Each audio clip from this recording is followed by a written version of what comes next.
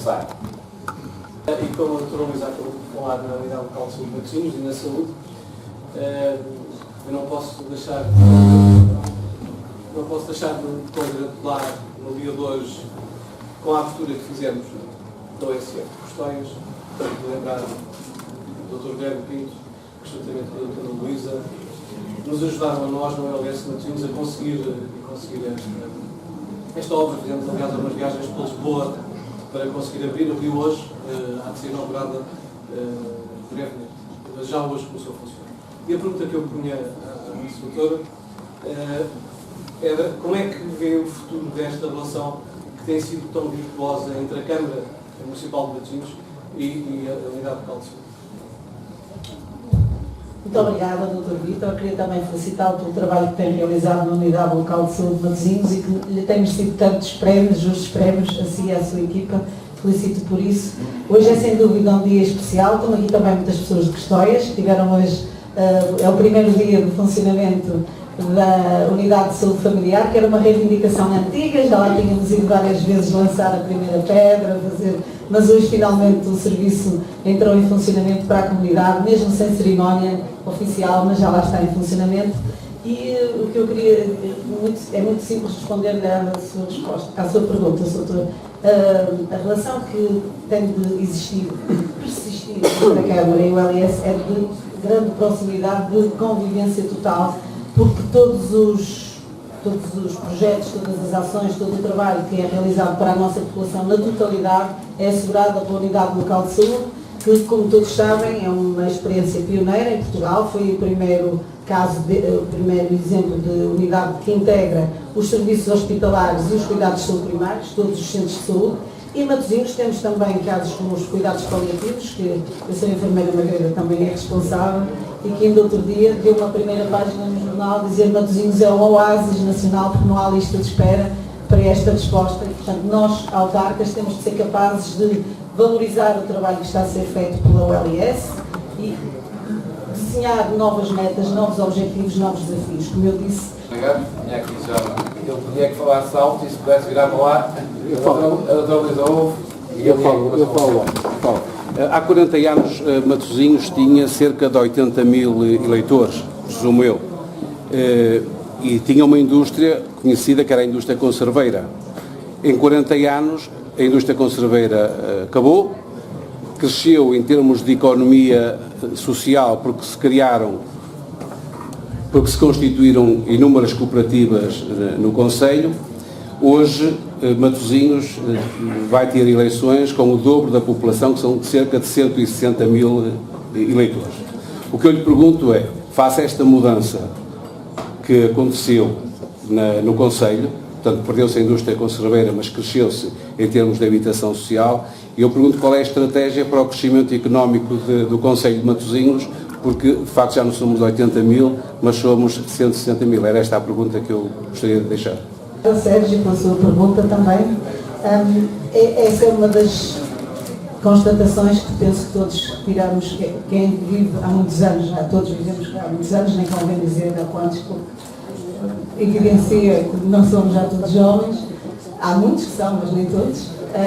E, naturalmente, que houve uma evolução no paradigma do desenvolvimento de Matosinhos, que era muito assente no peixe, nas atividades do mar e na indústria conserveira e nas atividades relacionadas com ela, e que, entretanto, se foi alterando através da terceirização da economia, que motivou diferentes padrões ao nível dos habitantes de Matosinhos, não só um aumento do número de residentes, mas também uma alteração na caracterização sociológica do concelho, alterou-se significativamente. Isso resulta também de opções políticas dos responsáveis autárquicos que fizeram esse caminho no sentido de atrair investimento cada vez mais qualificado, no sentido de apostar na inovação, e nós hoje em dia temos exemplos a nível nacional, como por exemplo o CEIA, que é um dos centros que foi selecionado para a 4ª geração industrial e que é um exemplo a nível nacional, que atraiu mão de obra mais qualificada, que atraiu outro tipo de residentes para o concelho de Matosinhos. Nós temos áreas do território que têm dos preços mais elevados por metro quadrado, estão aqui pessoas que sabem melhor disso do que eu, em termos metropolitanos. Isso foi naturalmente resultado, não aconteceu só por acaso, aconteceu porque houve uma estratégia nesse sentido, foi feito esse caminho. O Presidente, infelizmente, recentemente nos deixou, foi uma das bandeiras que sempre agitou, foi de qualificar e apostar no desenvolvimento económico do Conselho, mas também qualificar a resposta e diversificar a intervenção económica no Conselho. E por isso vemos que a parte da indústria criativa, também de polos de investigação e dos centros de empresas e incubações de empresas como estão nas zonas mais distantes do centro, não é de Valio, por exemplo, são paradigmas para toda a área metropolitana. Portanto, a estratégia para o futuro tem que continuar num percurso de modernização da nossa indústria, dos serviços que atraímos para o Conselho, através de políticas como compensação pelas taxas urbanísticas, através de reforço da linha de transportes que permite atrair outro tipo de população para o Conselho. Ninguém desconhece que a presença do metro também alterou o perfil dos residentes em Matosinhos. Portanto, a estratégia de continuidade relativamente às opções políticas que foram feitas nos tempos mais recentes. António Carlos Coelho, eu vou mudar um bocadinho a tónica, mais que perguntar, vou deixar alguns temas para refletirmos. Porque de facto vem ouvir e a ideia é um bocado refletir e vou tentar alargar um bocadinho o âmbito temporal e espacial. Quero falar um bocadinho da metrópole, Matosinhos no conceito de metrópole e Matosinhos num horizonte temporal mais alargado, que eu acho que é importante e parece-me que a Luísa é a pessoa para poder aceitar esse desafio. Eu costumo dizer que gosto de sonhar a 50 anos. Há 62 anos atrás, aqui em Matosinhos, o Presidente de Câmara da altura, Pinto Oliveira, pensou no turismo como hoje nós pensamos. São José da Boa Nova, Marginal da Palmeira, as Quintas da Conceição, ou seja, há 62 anos atrás houve um homem que teve uma visão e que foi capaz de ver mais além. O desafio que eu quero deixar claramente é, sem tirarmos, sem a Luísa, sem o seu executivo, tirar os pés da terra, sonharmos um pouco a 50 anos. Porque a estratégia, há pouco falou aqui de estratégia, ela deve ser pensada, sonhada, por vezes até com uma utopia, a 50, planeada a 10 ou a 15 e depois pode ser projetada a mais curto prazo. O que é que eu quero dizer com isto? Já nessa altura existia uma coisa chamada Comissão para o Turismo de Matosinhos. Não faz muito sentido, sendo o turismo uma das maiores indústrias que nós temos hoje em dia, que numa questão local ele possa estar, nós temos turismo ambiental, temos turismo gastronómico, temos turismo cultural, e independentemente da maneira como o próprio executivo, os próprios vereadores responsáveis dessas áreas desenvolvem essa área, do meu ponto de vista faria todo sentido que houvesse uma sociedade, que a própria Câmara promovesse uma sociedade para o desenvolvimento turístico do Conselho. E isto faz sentido porquê? E são casos práticos. Se eu quiser fazer neste momento uma atividade esportiva, no Desporto, quer fazer uma atividade esportiva na praia, eu tenho que associar o vereador do desporto ao vereador do ambiente, por sua vez falar com a PDL. Quer dizer, isto é uma coisa, parece uma coisa simples, mas que torna-se complicado, que não é que se resolve. Se houver uma coisa, se houver uma sociedade desta, o que é que se faz? Por exemplo, queremos fazer um fogo de artifício no dia 1 de janeiro na praia. Estão sentados à mesma mesa a PDL, a Câmara, a Unicer, a Associação de Gastronomia. Podemos ter um determinado grupo de pessoas que resolve quase que na hora tudo o que tem a ver com o turismo. É de facto um dos motores importantes e não é à toa que Matosinhos tem tido sempre, a nossa vocação está voltada para o mar. O Dr. Guilherme começou muito bem a associar a isso a questão da cultura, porque o turismo também está muito vocacionado para a cultura. Este é um dos pontos que eu acho que é extremamente interessante refletir e pensar. Pensar sempre numa lógica alargada.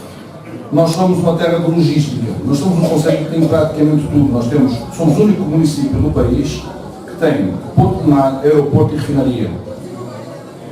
Se isso associarmos todo o resto, nós temos uma rede de autoestradas fabulosa. As questões logísticas hoje em dia não se colocam como se colocavam há 10 anos. As cidades nasceram à volta, junto dos rios, das estações de comboios, hoje em dia elas vivem à volta dos aeroportos.